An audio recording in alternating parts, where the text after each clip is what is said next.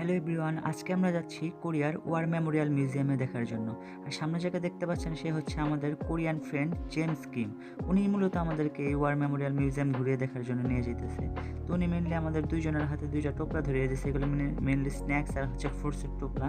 তো আমাদের বাসা থেকে যেহেতু খানিকটা দূরে, তাই আমরা ভাবলাম যে মেট্রো দিয়ে যাওয়া যাক, কারণ মেট্রো স্টেশন একদম ওয়ার মেমোরিয়াল মিউজিয়ামের নিচে। তো সে যেহেতু আমাদের নিয়ে যাচ্ছে, সে আমাদের রাস্তা দেখিয়ে দেখিয়ে কীভাবে যেতে হবে সব দেখিয়ে নিয়ে যাচ্ছে, আমরা জাস্ট তাকে অনুসরণ করতেছি। তো কোরিয়ার মেট্রোগুলো অনেক নিচে, লাইক 5 থেকে 7 তলা নিচে এরকম আর কি, সিঁড়ি দিয়ে অনেক ভিতরে ঢুকতে হয় আর কি। সিঁড়ি দিয়ে নামতে আমরা মেট্রো রেলের কাছে চলে আসছি। এই মেট্রো উঠে পড়েছে আর কি, আমরা এখন আর কি মেমোরিয়াল মিউজিয়ামের নিচে চলে আসছি। এখন আর কি বের হয়ে আমরা এখান থেকে আস্তে আস্তে বের হবো।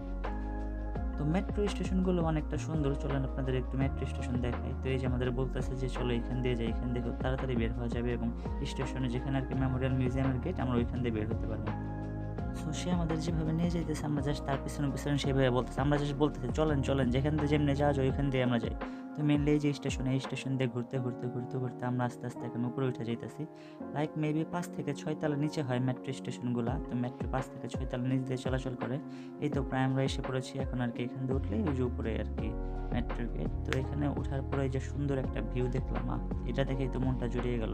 এরপরে সে আমাকে, জেমস ভাই, সে আমাদের বলতেছে যে এগুলা কিচ্ছু আগে ছিল না, এই যে যত বড় বড় অট্টালিকা বিল্ডিং দেখতেছো সবগুলো নতুন হয়েছে।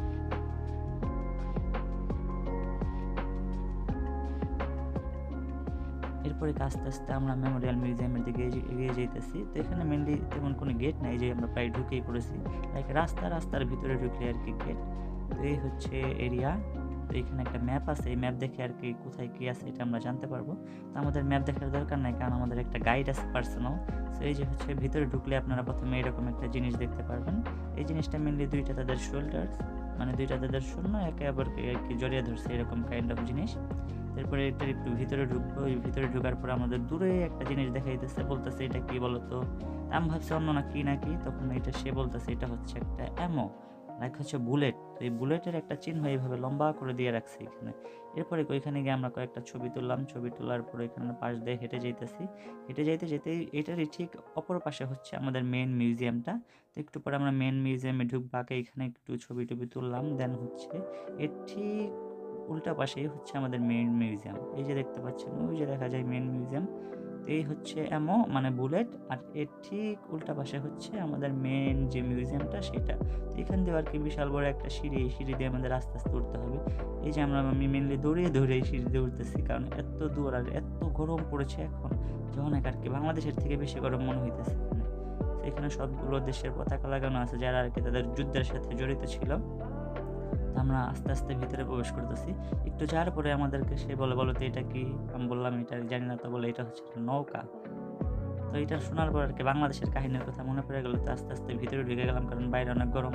ভিতরে ঢোকার পরে কি শান্তি, কারণ এখানে এসি ছিল। এরপর আস্তে আস্তে কি করব ভাবলাম। তখন ভাবলাম যে আমাদের যে জিনিসপত্র আছে এগুলো একটু লকারে রেখে যাই। তারপর আমাদের কিমজিবেন ভাই একটা লকার সিলেক্ট করে আমাদের ছাতা হাবিজাবি ফল-টল সবকিছু এখানে রেখে গেল। এরপরে আস্তে আস্তে আমরা বললাম যে লেটস গো, এক্সপ্লোর করা যাক। এই হচ্ছে এটার ম্যাপ আর কি, এটা দেখে এক্সপ্লোর করতে হবে। তো হ্যাঁ, এরপর আমরা আমাদের এক্সপ্লোর শুরু করলাম।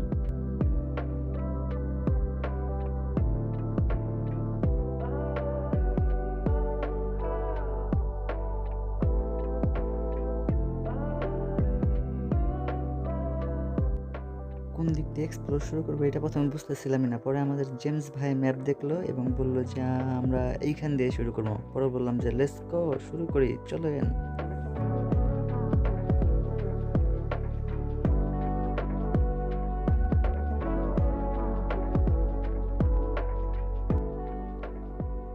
জেমস ভাই মূলত আমাদেরকে একদম সবকিছু এক্সপ্লেন করে বুঝাইতেছিল যে কোনটা কি, কোন জায়গা থেকে আসে। তার মেবি এরকম হিস্টোরি সম্পর্কে অনেক জ্ঞান আর কি। সে প্রত্যেকটা জিনিস ধইরা আমাদেরকে বুঝাইতেছিল। তো এইভাবে আর কি আমাদের ভিতরের সাইডটা প্রথমে আমরা এক্সপ্লোর করলাম। এরপর আর কি বাইরে যাইতে হবে।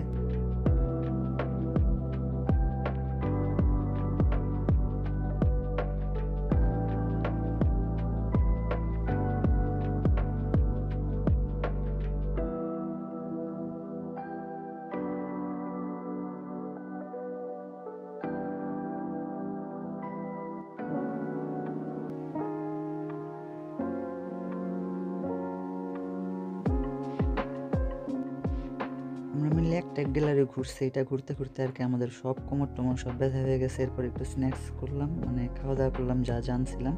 দেন এরপর আমরা আর কি বাইরের দিকে যাচ্ছি। আমি শুনছি যে বাইরের সবথেকে বেশি সুন্দর এবং হ্যাঁ, সত্যি যাওয়ার পরে মিউজিয়ামের এই পার্টটা সবথেকে বেশি ভালো লাগছে আমার।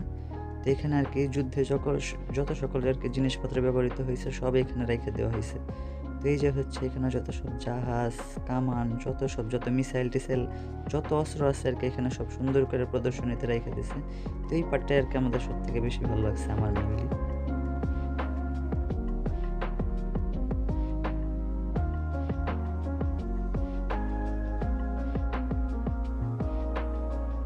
এই যে দেখতে, দেখতে আর কি আমাদের আবারও খিদে লেগে গেছে। তো আমাদের জেমস ভাই আমাদের আবারও নাস্তার জন্য ডাকছিল।